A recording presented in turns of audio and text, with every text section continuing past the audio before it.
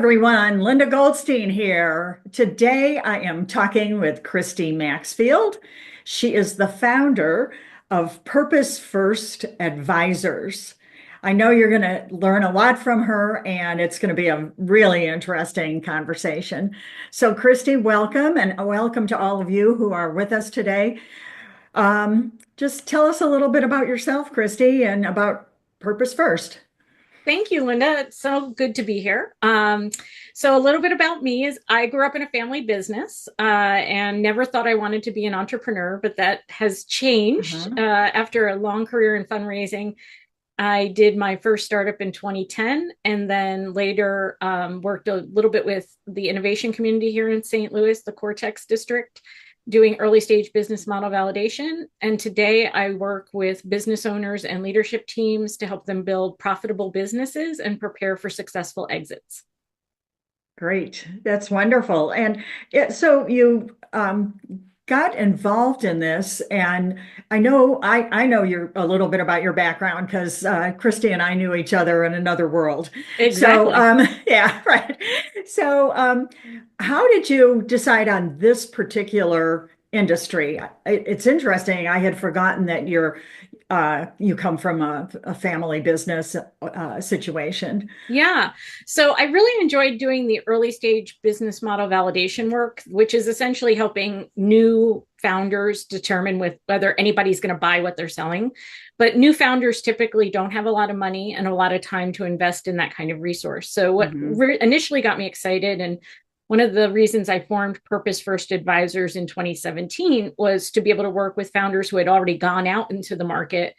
People bought what they were selling, but now it was sort of what's next, right? And that desire to really help founders build something bigger than themselves, and particularly to encourage women and entrepreneurs of color to do something that they typically don't do. So Hmm. typically, women and entrepreneurs of color do not hit the $1 million mark in revenue. They do not hire other people, and they do not get outside capital. And so I personally think I can help move the dial on the first two. I think if they so desire, I can help them build a business that's over $1 million, and Hmm. that we can build something that allows them to create jobs in their communities. And all of that leads to generational wealth creation, which I think is one of the ways that we can address some inequities. Hmm. In particular, moving to exit planning as part of the work that I do is I've always really believed that the most successful people, whether it's business owners or in other walks of life, have a very clear vision of where they're going. And so they essentially start with the end in mind. And if the end is having saved enough money to retire and you close your business and you walk away, that's great. If you decide you want to build the business so it can be sold to employees or perhaps to a family member, or if you're really Hmm. seeking to build something big enough to attract outside third party buyers, all of those things have to happen with intention. And intention requires us thinking about the end very much closer to the beginning than most of us think. Yeah. And that family business piece influenced that a lot because my dad didn't do that. My dad, all of his business was in his head and on paper. All of his business would have required one of me and me or one of my siblings really apprenticing with him to take over the family florist. Hmm.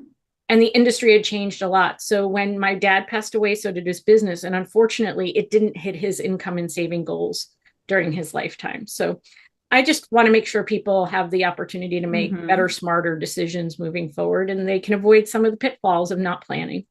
Right. And it sounds like you can follow, I mean, ideally, you would follow someone from the onset of their business through all of the steps, all of the cycles that a business goes through. You could help Absolutely. them at each stage of that. For sure. And different owners have different timelines. Most don't want to think about secession, which I define as being able to have somebody come in and run your business without you being there. And that may or may not require you to exit, meaning you could still be the owner and but not be involved in the day-to-day operations, and exit actually selling. There's generational shifts happening, but for a very long time, the philosophy among business owners of an older generation was I'll just work forever or I'll work till I die. Right. And Yeah. younger generations, I'm Gen X, millennials, we've got Z's coming up. They don't look at work in the same way. And Hmm. so when it's very, I think it's still very rare for somebody to start their business with their end in mind if they're not in a high tech, high growth industry. But the more that we can normalize thinking about the end of the business while building it at the beginning, the better. And yes, you're correct. I can kind of go through all of those stages. How do we get the foundation built? Then what do we do to scale? And then who do we need to assemble if our goal is to exit? What kind of Hmm. expertise do we need to have at the table to help us do that? Yeah. That's really interesting. Having started my own consulting business, I'm I'm not looking at the end. And I'm not at a stage where I really need to do that. I think that I ran a commercial flooring contractor for 25 years and that had an end. We sold it. So anyway, but yeah, I want to talk, you have some really unique skills that you bring to this, and in my Well, thank opinion. you. So yeah, I did my homework on you, Christy, even though I've known you for a while. So you have an expertise in business performance optimization, business growth acceleration, succession planning, and exit planning. Mhm. And you've already mentioned, I think that that's wonderful that you are passionate about generational wealth building strategies, especially for women and entrepreneurs of color. I think that's terrific. Thank you.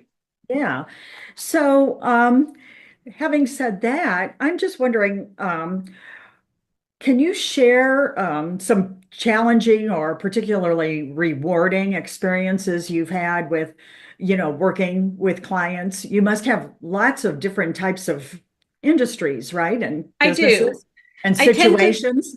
There's all sorts of different scenarios. I tend to work a Yeah. lot in professional services, but that's not exclusive. I've worked with everything from other consultants and marketing firms and other professional service providers to construction companies, barbecue restaurant, cake maker, t-shirt printing. So a lot of the business fundamentals are the same regardless of what your industry is. And then we can add an industry expertise on top of that as needed. Um, and so the stories, there's lots of different ways that people can approach building and transitioning their business. And I would say it's what's really rewarding is even if I don't end up uh, I meet with someone, but they choose not to move forward with our engagement. My approach to that meeting is how can I add the most value at that time? So I think the most rewarding thing is when I can open their eyes to a possibility that they hadn't yet considered. So, for example, I met with a restaurant owner the other day. He's very keen on creating a new barbecue sauce and a rub and a few other different kinds of Hmm. products. And I said, so are you able to finance that business line using the profits from the current restaurant? And he had always thought about getting external funding or maybe needing to get a loan, Hmm. but he hadn't really thought about taking the time to build the profitability of the current business operation to fund the growth in this other business line. And so I think just being able to offer a Hmm. different perspective, to step back. I'm not deeply wedded to the business. It's not part of my identity in any way. And to me, it's what do you want to accomplish and how can your business help you accomplish that? And so I can step back and say, well, one way we could accomplish it is the approach you're taking, but what about these other possibilities? Is there any reason we wouldn't explore these? So I would say in general, it's just that ability to offer a different perspective and potentially open up new possibilities for the business owner to grow. Yeah, interesting.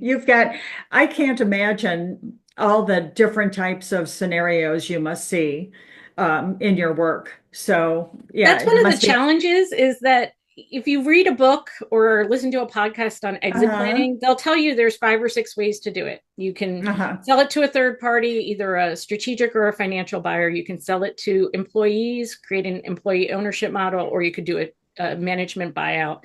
You could gift or sell to family. Those all sound pretty straightforward, but the nuance is in how you structure the deal. And there's not one right way to structure any one of those deals. And so every single person needs to understand what they need out of the transaction. So right Mm-hmm. now, I've got folks who are trying to sell to their employees. And so the asking price conversation is around what will help us achieve this goal of employee ownership, but also what will allow the owner to feel like they were well compensated in the deal. So that's different than they might what we might be discussing if they were going out into the market and trying to find a strategic buyer. We also, the family member dynamic. I'm the oldest of four. Um, I remember saying to my dad when he was at the end of his life that if he wanted one of us to have something in the estate, the house, a car, or the business, he needed to bequeath it to that person and not give it to us four ways and then expect us to figure it out. Because somebody's always going to want the cash value of something. And if the Right. goal was, oh no, you'll just all have it together and you'll run it together and, or so and so will run it, but you all have a piece of ownership, like you're just Mm-hmm. setting up, it's a recipe for disaster, right? So Mm-hmm. my work requires that I have conversations that go way beyond the business, very much into the owner's personal identity, what gives them purpose and meaning outside of work, what are they trying to accomplish for their family, what are their current income needs during their lifetime, how well prepared are they for a transition. So it's some pretty complicated stuff. Yeah, yeah, it does. It gets very complicated. Well, in my situation, I was the in-law, and I was, Ah, yeah, so it's my husband's family who owned the business. And I worked in it with my mother-in-law and my sister-in-law. I was wow. really, yeah, I was pretty. Did you know my mother-in-law? I did not, but No. I can only Okay. imagine that's a, you know, She was quite a strong woman. So I'll just leave it at that. And my sister-in-law was wonderful, but I really had reservations going into it. They both left and I took over the business and it was fine. Um, but I remember when we were selling it, it was so hard because it was the family business and yes, it wouldn't be the family business anymore. I correct. ended up staying through two acquisitions, two buyouts. So, but each time I was just like, oh, we're getting further and further away from what we started out as, you Yeah, know. the emotional component of owning a business, growing Hmm. a business, and then eventually leaving a business, we all Hmm. exit one way or another. And oftentimes we don't want to talk about that because that brings up a lot of feelings for us. Personally, it brings Right. up feelings for our family members.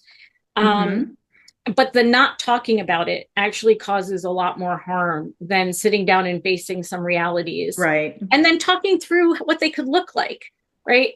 Just Hmm. because you have one idea in your mind about I have to own Hmm. this business, I have to work in this business. Well, that's not necessarily true. You could own this business and benefit from it financially and not actually run it every day. Hmm. Um, and what's most important to you? Is it about continuing the family legacy or being able to turn that asset into cash and then help the family do other things with that asset now that Hmm. it's not in the form of a business? Um, Hmm. but that often takes a lot of time. And I don't know about you, but most people I know don't want to talk about the things that make them feel uncomfortable. So Right. the earlier Right. we can come to terms with my brother doesn't talk to my sister, or we have very different philosophies on how to run the business, or mom and dad really haven't saved for retirement. They're going to need to have an income out of the business for a lot longer than just another couple of years. Mhm. Um, or I really think my business is worth $5 million, but nobody else thinks my business is worth $5 million. Yeah. There's lots of nuance there to go through. So kudos to you for working in a family business and Uh, transitioning. Yeah. You basically So, transitioned the asset. Some people do that right. by keeping it in the family. Some people do that by selling it to others. Yeah. And I think, and my work with CEOs, limited as it is with regard to the exit planning, but I do know that, when I'm coaching CEOs and other business leaders, there's a struggle of, do I keep the family legacy and try to bring somebody up from my staff, from my key executives. And sometimes that doesn't work. And Correct. they try and try and try until they finally decide, I think maybe it's time for me to consider selling the business. Yeah. And I guess you have had Yes, that kind very of much ex so, especially if the goal was to preserve the family business by having a family member run it. A family can Mhm. continue to Oh, own a business and not necessarily run the business. But if the hmm. goal is to actually have family be employed by and run the business in addition to having an ownership stake, simply because I'm born into a family doesn't mean I have the acumen. There's nothing necessarily that predisposes me or my siblings to be florists, right? Hmm. We didn't get a special florist DNA by virtue of being born into my Yeah. family. And we didn't necessarily get a good head for business by being born into our family. So Hmm. um, really being able to assess individual and their capacity to do the work that the Hmm. role requires. So if Junior isn't Hmm. really cut out to be a CEO, that's probably not the best career pathway for them, which is a separate conversation from, will our family maintain ownership regardless of who is running the business? So Hmm. disentangling a lot of those things and trying to figure out what's the best for our family, what's the best for our legacy. Hmm. Um, it's very complicated. And I don't claim to Hmm. have all the answers at all. Um, Yeah. and that's why exit planning is also a team sport. So I'm not a lawyer. I'm not an accountant. I don't have tax specialty. I don't have estate planning specialty. I'm not a wealth advisor. My job is to help my clients assemble that team so that that team can help advise them in ways that help them minimize tax obligations, maximize profitability, build the estate in a way that is in the best interests of their family and executes their wishes, ensure that they have the wealth they need to live the life they want to live for as long as they live. And so there's a lot of folks that have to be brought to the table and read into the plan in order to give the advice that's needed to help the owner make those decisions. So Hmm. you meet a lot of great people. Yeah. It's a lot. And then I know several CEOs who are not part of the family. The family still owns the business, but Yeah, they're running the day to day because, the second or third or fourth generation had no interest correct. in running the business. So yeah, that's a scenario too. So as we're talking about this, I'm thinking, okay, what like key three key points do you start out with when you engage with a business? Are there certain talking points that you have that you go Sure. through all the time? I'm always interested in what is your vision for the business? Hmm. Then what is the current state of the business? Hmm. Because then we can figure out how far you are from where you want to be.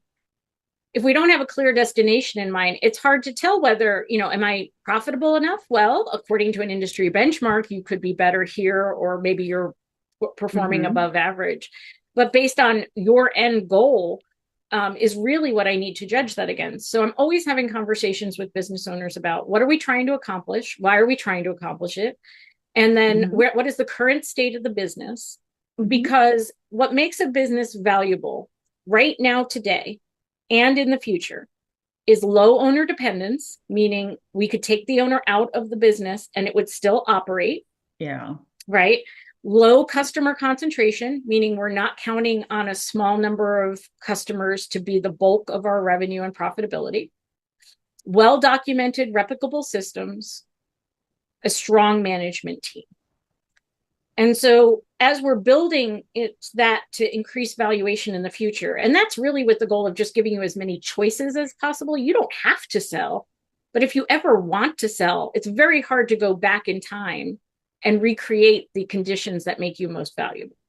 You can, it just takes more time. You can't actually go back Hmm. in time. You have to add to your timeline, right, to do that. Yeah. And so what we really want to do is look at what gives us those conditions in real time.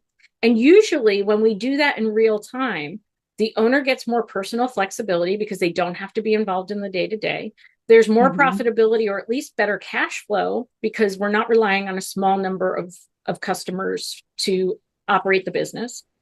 There's more flexibility too, because not only do I not have to be in the day-to-day, but I've got this really strong management team that's able to do the core functions and execute on my vision.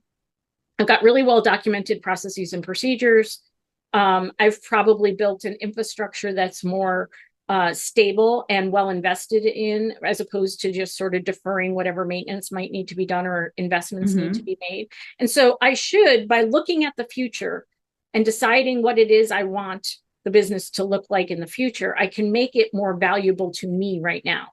And I also reduce my level of personal identification. You know, if I am my business and my business is me, I'm probably never going to think about the end. Yeah. But if my business is a means by which I live the life I love, if my business is a way to fulfill the vision I have for the world, then it can do lots of things, even if I'm not attached to it. So. Yeah, it is. It's very, for the individual, it's very stressful, and it's not always about the business. It's about, the future for the individual. It is. And people feel sensitive, appropriately sensitive, about past business decisions they've made. And they don't want to be judged harshly about those. So my job is not to criticize you on your past business decisions. My job is to understand what those decisions were and how have they impacted where you are right now, and what do we need to change in the future to get you the outcome that you want. So people being able to get over shame or embarrassment or just a reluctance to show people sort of under the hood, when you can come to terms with, I made the best decision I could at the time, I made it for choices that are mine and mine alone to know, and now I want to make different choices for my business. So we talk a lot too about how could we run the business differently? How could we use your financial statements and a cash flow and a financial projection to make better decisions? How could we look ahead at what our future staffing needs to be? How could we make sure the people we have are in better relationship to one another? Because the only way to build a business that's bigger than yourself is to have more people. And people they come with a lot. Yeah. They come with a lot of emotions, just like the owner does. Yeah. I have to say, it felt really quiet when I left the company and I started to be a solopreneur. It was like, okay, well, all I have to do is make sure that I'm doing a good job and doing my work and coming in on time, and there's nobody else to look at. So it does reduce your drama of your personal workplace. Yes. That's right. So, well, I'm going to change the topic a little bit here. Sure. You are in my Vistage Trusted Advisor group, and you've been how long? About I think it's more than 6 months now. I think it was like early to mid 2024 when we started having that conversation. Yeah. And so what initially motivated you to join the Vistage Trusted Advisor group besides my phone call? Well, I had this career in fundraising and then this career in early stage business work. And what I realized is for my business to continue to grow, I really needed to expand my network into the types of partners that I need to bring to the table to help my clients be most successful. And so I always needed to be in relationship with accountants and lawyers, tax specialists, and other professionals who could have financial advisors and such who could help the owners. But now it was really crucially important to not only have that relationship, but have partners who I felt comfortable referring to and vice versa. And so I've spent most of 2024 really looking at where would I have the opportunity to meet those kinds of like-minded professionals who were also trusted advisors to the decision makers. And where would I also get a chance to also look and see what our decision makers wrestling with, right? And essentially understand my customer better. And so part of that was to explore the Vistage Trusted Advisor group, because I would be in relationship with other trusted advisors who might have the whose clients might have the need to work with someone like me, and vice versa. And also by virtue of being part of the Vistage community, we have these, I think they're called networks. Correct me Yeah, if the I'm wrong. networks literally around the world. Around Yeah. the world. And those networks, people consistently reach out to those networks, Mhm. asking questions about everything from a lawyer and accountant referrals to I have this HR problem, or I'm trying to buy this new technology or put in a new CRM or deal with family issues in the business. It runs the gamut. I mean, it's really Mhm. wide. And what I really appreciate that is the opportunity to make referrals and be of service to be able to help Mhm. people find the Mhm. resources they Yeah. need, but also to get that insight into, wow, I didn't know that folks were wrestling with that right now, or that seems to be coming up a lot more often than I expected it would. And I would say even just in like the last, you'd think in January there'd be a flurry of things, but I would say in the last week and a half, there's just been this influx of inquiries through the network. And that just, it's really gratifying to be part of a community that is so supportive of helping people grow. That's great. Wonderful. Yeah, you can connect with CEOs there. You can connect with partners. Um, how do you feel about the research? Do you ever use, I sent the group the CEO confidence Yes. report, and I just wondered if it ever is helpful for you with some of your clients. I don't want to put you on the spot, and you can say, no, I never use it. But Vistage has a lot of research That and has maybe use tons of something else. research. And I think for each one of us, there are different industries. Mm-hmm. And one of the struggles is most businesses in the United States are what I would say the average person would call a small business. They are Mm-hmm. not hundreds of millions of dollars. And there's lots of definitions about what's a small, what's a micro. But for the most part, I would say even in Vistage, we have small to mid-sized businesses. And then, so Mm-hmm. to understand what small to mid-sized businesses are grappling with and what their leadership has prioritized or is concerned about or is excited to be seeing happening, I think helps us all to benchmark our own expectations, because we kind of live in our own, what's going on in my business, what's going on in my industry, and then to be able to use research and resources. At the annual summit, there was an economic overview that I think really helped to ground just thinking in general about that understanding where the market was going and what that might mean for our businesses, and um, seeing something much bigger than ourselves. So uh, I think the research, I think members use it to varying degrees, but everyone always wants to know what other people are thinking. So there's tremendous value in knowing, having a pulse Mm-hmm. on what other Mm-hmm. like and similars are doing. Yeah. Well, I'm gonna brag on you a little bit because when you are considered for a Vistage peer group, whether it's a CEO group or key group or trusted advisor, the chairs look for someone who can give people feedback and good advice and who are eager to hear from the other members and improve your growth and your situation and help you grow.